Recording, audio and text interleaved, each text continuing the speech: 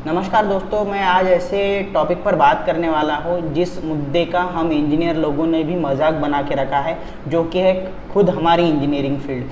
तो देखिए, मुद्दा ये है कि आपने देखा होगा कि एक इमेज है जो इंटरनेट पर या फिर व्हाट्सएप पर वायरल हो रही है, जिसमें ये दिखाया जा रहा है कि जो रोमन टाइप था या फिर जो हम कहेंगे कि पुराना वक्त था, उस वक्त में जो रोड बनाए जा रहे हैं, एक ऐसी इमेज है और वो पक्के रोड है और उसके नीचे एक इमेज है जिसमें गड्ढे दिखाए गए हैं। शायद वो इमेज भारत, पाकिस्तान या बांग्लादेश से है, अब वो कंफर्म कहाँ से वो पता नहीं है। और उस इमेज का मतलब ये है कि देखिए कि आज नया एक मॉडर्न ज़माना है, फिर भी हमारे इंजीनियर रोड अच्छे से नहीं बना सकते डिग्री लेने के बावजूद। लेकिन उस वक्त किसी भी एजुकेशन के सिवा वो लोग, पुराने लोग, किस तरह से मजबूत रास्ते बनाते थे।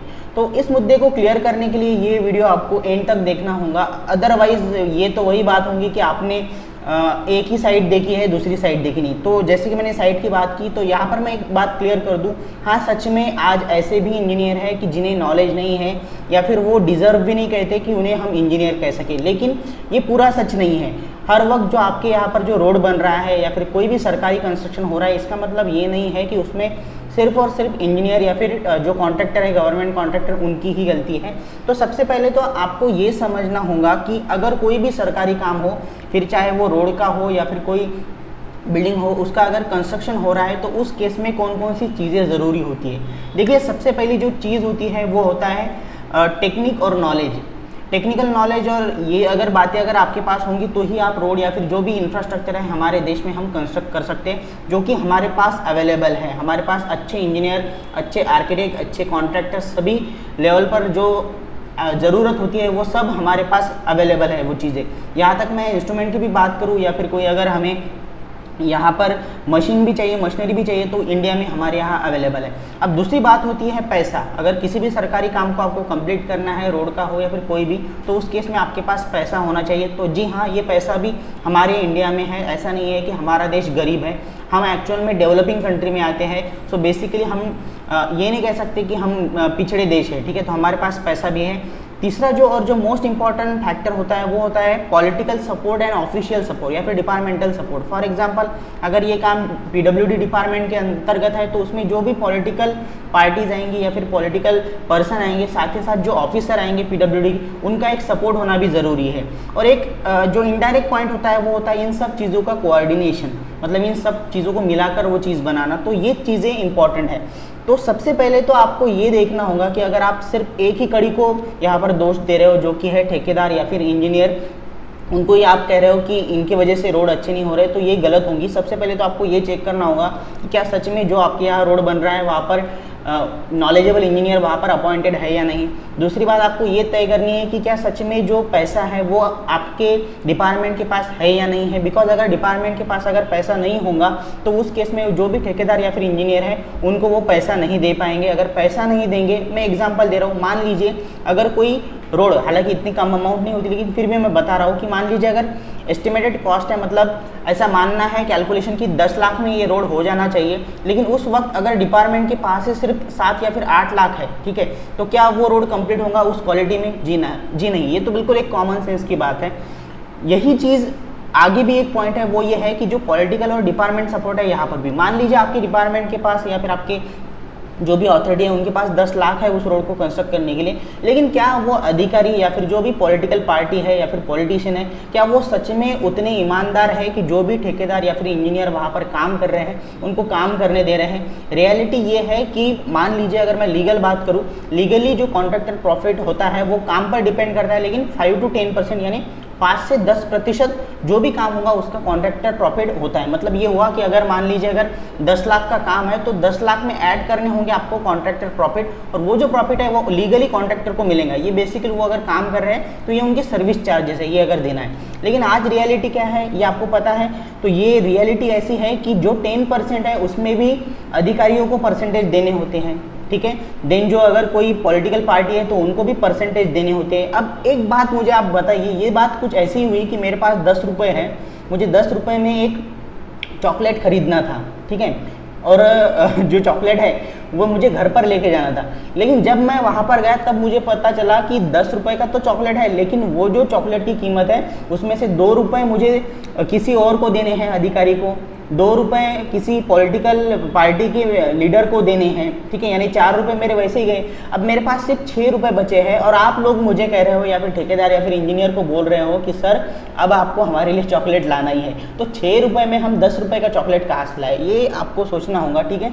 चलो ये तो एक बिल्कुल एक सिंपल आंसर हुआ, जो कि मैं कहूँगा कि समझदार आदमी ये चीज़ समझ जाएगा कि क्यों हमारे यहाँ पुराने ज़माने की तरह रास्ते नहीं बन पा रहे हैं या फिर कंस्ट्रक्शन नहीं हो पा रहा। इसमें सबसे अगर कोई रीज़न है मेन, तो वो है भ्रष्टाचार। अब मैं ये नहीं कहूँगा कि इसमें सिर्फ अधिकारी भ्रष्ट होते हैं या फिर लीडर भ्रष्ट होते हैं। हाँ, इसमें कुछ इंजीनियर जो है जो वर्क कर रहे हैं, कॉन्ट्रैक्टर हैं, वो भी भ्रष्ट हो सकते हैं या फिर होते हैं, ठीक है।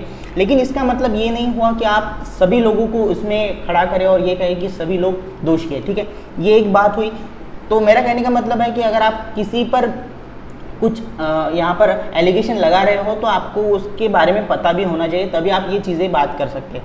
अब जो मेरे लिस्ट में जो अगला पॉइंट है वो ये है, चलो ये रोड वगैरह कंस्ट्रक्शन ये जो बातें हैं गवर्नमेंट की, ये तो सरकारी बातें हुई या फिर मैं कहूँगा कि ये एक पब्लिक बात हुई, ठीक है। अब हम आप खुद की बात करते हैं। आपने जो भी कंस्ट्रक्शन किया है आपके घर का, खुद के घर का, क्या आपने किसी इंजीनियर से करवाया है या फिर किसी नॉन टेक्निकल ठेकेदार को काम दिया है? अब इसमें मैं कहूँगा अगर आप खुद से ये सवाल अगर पूछेंगे तो इसमें ज़्यादातर आंसर यही मिलेगा कि हमने इंजीनियर को काम नहीं दिया, हमने किसी प्राइवेट नॉन टेक्निकल ठेकेदार को ये काम दिया। अब देखिए शुरुआत हमारी यहाँ से है कि हम हमारा खुद का घर इंजीनियर से नहीं बनवाते। क्यों नहीं बनवाते, इसका मैं रीज़न आपको बताता हूँ। आपको लगता है कि इंजीनियर को हमें पैसे देने होंगे, ज़्यादा पैसे देने होंगे, ठीक है। उससे अच्छा है, क्यों ज़्यादा पैसे देने होंगे, क्योंकि जब हम इंजीनियर के यहाँ जाते हैं तो इंजीनियर कहते हैं कि आपके घर के लिए इतना लोहा लगेगा, इतना सीमेंट लगेगा। इंजीनियर ये सोचते हैं कि आपका उसमें नुकसान ना हो। अब ये तो नहीं है कि सीमेंट आपको इंजीनियर लाके नहीं दे रहे हैं या फिर लोहा भी आपको इंजीनियर लाके नहीं दे रहे हैं, तो पैसा तो ऑब्वियसली आपको ही लगाना है। उनका तो कोई बिजनेस नहीं है कि वो आपको सीमेंट की बोरी निकाल कर दे रहे हैं, ठीक है। कहने का मतलब ये हुआ कि हम अपने घर के लिए भी इंजीनियर को पैसे देने के लिए तैयार नहीं है, जिसमें सिर्फ आप ही एक व्यक्ति हो पैसे देने वाले। तो आप सोचिए डिपार्टमेंट में अगर वो इंजीनियर जाता है जिसकी तरफ वो काम है, तो ये लोग पेमेंट देते होंगे क्या? अगर आप लोग नहीं दे रहे खुद के घर के लिए, तो ये किसी और के रास्ते के लिए, किसी और के सरकारी कंस्ट्रक्शन के लिए पैसा कैसे मिलता होगा उन इंजीनियर या फिर ठेकेदार को? इसका भी आपको एक जो सवाल है खुद से पूछना होगा और आंसर भी आपको ही कमेंट बॉक्स में देना होगा। अब चलो ठीक है, ये तो बातें हो गई कि ये मैंने एक्सप्लेन किया कि ऐसा क्यों हो रहा है, लेकिन क्या इसमें कोई रास्ता है? क्या सच में आज अगर मेरे घर के सामने कोई सरकारी रास्ता बन रहा है तो वो अच्छा क्वालिटी का होने के लिए मैं क्या कर सकता हूँ, या फिर मेरे पास कौन कौन से ऑप्शन है? बहुत ही आसान तरीके हैं, ये अगर आप आजमाएंगे तो मैं कहता हूँ कि सिर्फ आपके यहाँ ही नहीं, आप पूरे इंडिया को बदल सकते हो। लेकिन ये जो रास्ते हैं ये खुद आपको अपनाने होंगे। इसमें से सबसे पहला जो रास्ता है वो ये है कि आप सवाल पूछिए। अगर आपके एरिया में रोड बन रहा है, ठीक है, उसकी क्वालिटी अगर ख़राब है, तो जो भी डिपार्टमेंट है उनसे आप लीगली सवाल पूछिए कि ऐसा क्यों हो रहा है, इसका रीज़न क्या है। ये हमें जो क्वालिटी है, जो सरकारी एस्टिमेट है, उस हिसाब से जो क्वालिटी दी गई है उसी हिसाब से यहाँ पर काम होना चाहिए। ये सबसे पहली स्टेप। दूसरी स्टेप, पहली स्टेप में आपको ज़्यादा हेल्प नहीं होंगी, लेकिन दूसरी स्टेप है जो बहुत ज़्यादा कामगार है कि मतलब काम करेंगी, वो ये है कि आप एक काम कीजिए, कोई पॉलिटिकल पार्टी ज्वाइन कर लीजिए और उसके बाद उस पॉलिटिकल पार्टी में आप लीडर बन जाइए। इससे क्या होगा, जब आप लीडर बन जाओगे खुद, तो आपके अंडर में कुछ एरिया आएंगे, तो उसका डेवलपमेंट आपके हाथों में आ जाएगा। तो लीडर बनने के बाद आप उस एरिया को डेवलप कर सकते हैं। जो तीसरा पॉइंट है वो उससे थोड़ा बेटर है, थोड़ा स्पेसिफिक काइंड ऑफ डॉक्टर की तरह है। वो ये है कि मान लीजिए अगर आपको रोड की क्वालिटी या फिर कोई भी क्वालिटी कंस्ट्रक्शन की वो अगर बेहतरीन बनानी है, तो आप यूपीएससी या फिर एमपीएससी या फिर जो भी गवर्नमेंट के एग्ज़ाम है वो क्रैक कीजिए। उसके बाद एक अच्छे अधिकारी बनिए। जेई हो सकते हैं, जूनियर इंजीनियर हो सकते हैं, एसई हो सकते हैं, देन एग्जीक्यूटिव इंजीनियर बन सकते हैं। एक अच्छे डिपार्टमेंट में पीडब्ल्यूडी या फिर कोई भी, जो भी, मैं मोस्ट ऑफ द पीडब्ल्यूडी की बात करूँगा, पीडब्ल्यूडी के डिपार्टमेंट में आप अधिकारी बन जाइए एग्ज़ाम दे के, पढ़ाई करके, ठीक है। और उसके बाद जो काम आपके अंडर में आएंगे उसकी क्वालिटी आप चेक करिए और उसकी क्वालिटी मेंटेन करने की कोशिश कीजिए। और जो भी रिलेटेड पॉलिटिशियन होंगे उनको शांत रखने का काम आपका होगा, जो कि आपको करना होगा अगर आपको आपके देश की सेवा करनी है, आपको रोड की क्वालिटी मेंटेन करनी है। दूसरा, जो ठेकेदार है या फिर कॉन्ट्रैक्टर है या फिर इंजीनियर जो काम कर रहे हैं, उनसे आपको एज पर जो भी आपका गवर्नमेंट का एस्टिमेट है उस हिसाब से, उस क्वालिटी से आपको काम करवाना है। तो ये आप कर सकते हैं, आपको अधिकारी बनना पड़ेगा।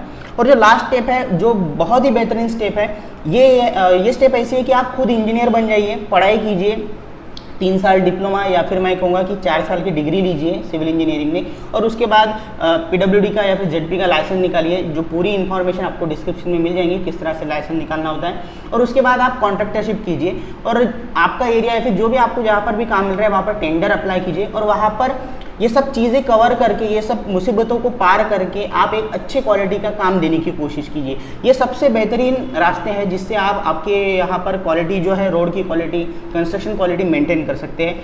लेकिन ये सब होने के बाद अगर इन चारों में से आप एक भी काम नहीं कर सकते, तो मैं कहूँगा कि आपने जो कहा ना कि आज के दिन में कोई इंजीनियर कहने के लायक नहीं है, या फिर आज के इंजीनियर अच्छे रोड नहीं बनाते, तो मैं ये कहूँगा कि आपकी बातें कुछ ऐसी ही होंगी कि हम टीवी के सामने बैठकर विराट कोहली को सिखा रहे हैं कि किस तरह से बैटिंग करनी है, तो आपकी बातें मतलब बेफिजूल बातें ही कहलाएंगी। आई होप कि इस वीडियो से आपको एक बात समझ में आ गई है कि हर चीज़ की, हर इमेज की एक दूसरी साइड होती है, जो मैंने आपके सामने रखी है।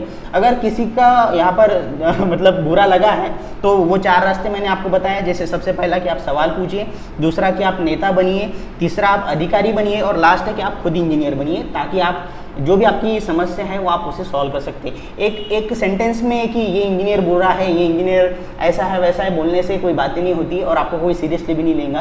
एंड आई होप कि आप लोगों को मेरी जो पॉइंट है वो समझ में आ चुके हैं। अगर कुछ बदलाव करने हैं तो बदलाव खुद से होने चाहिए, किसी और से नहीं। Thank you so much for watching this video.